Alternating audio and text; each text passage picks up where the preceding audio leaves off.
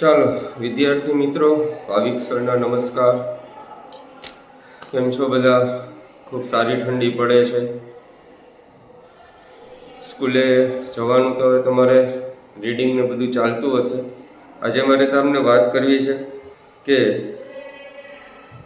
ઠંડીની હિસાબે થોડાક વાળ ઊભા થઈ જાય છે. કેપ ને બધું પહેરતા હોય એટલે એમાં હસવાનું ના હોય, ધ્યાન રાખવાનું બધું. ચાલો હવે વસ્તુની ચર્ચા એ કરવાની છે કે તમે જ્યારે બોર્ડનું પેપર ભરવા જાઓ ત્યારે તમારું ફ્રન્ટ પેજ છે કઈ રીતે તમારે કમ્પ્લીટ કરવું. તો ફ્રન્ટ પેજ તમે ખૂબ સારી રીતે શાંતિથી ભરજો મિત્રો, જેથી કરીને એમાં મુશ્કેલી ન થાય. એટલે કે તમારી જે હોલ ટિકિટ છે એ હોલ ટિકિટ આવે તો એનું તમે સંપૂર્ણ ઓબ્ઝર્વેશન કરજો કે એની અંદર તમારી સાઇન કઈ રીતના કરેલી છે, 6 વિષય કઈ રીતે છે, એની ડેટ કઈ છે, 6 સબ્જેક્ટની અંદર તમારે એક જ સ્કૂલમાં નંબર બધા આવેલા છે કે કાંઈ ચેન્જીસ થયેલું છે. ક્યારેક સંજોગો વસાત ક્યારેક કોઈ પેપરની અંદર ફેરફાર થતો હોય છે.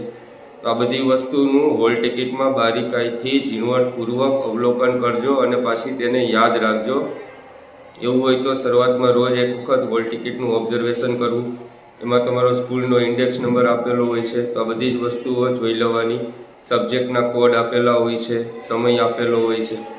આ બધી વસ્તુનું ઓબ્ઝર્વેશન શાંતિથી કરજો.